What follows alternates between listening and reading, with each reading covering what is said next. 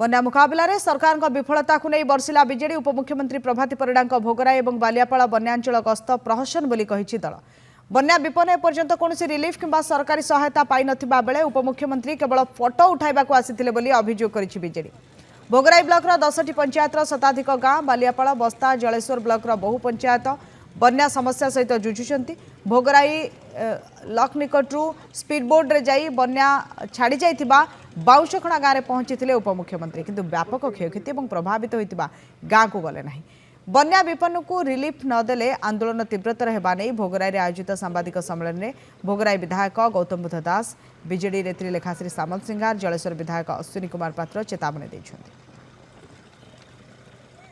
विभिन्न पंचायत बुलिकी जहाँ देखिली से कुड़ीदा पंचायत, दारुहा पंचायत, महागब पंचायत, गुणसार्था एवं सियारोई पंचायत एतिकी आमे बुलिकी देखिलु।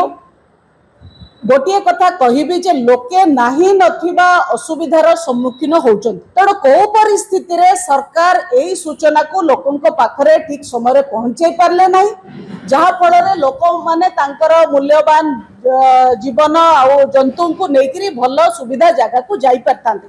एई सरकार बीजेपी सरकार समस्या हला तांकर लोकन को पई काम करिबा को कोनोसी इंटेंशन नाही। वर्षक भितरे ओडिसा रे एते पूर्व व्यवस्था थाई कि मध्य विपर्जय बा प्राकृतिक विपर्जय बन्या भली बात्या भली विपर्जय को मुकाबला करिबारे सरकार विफल होउछंती।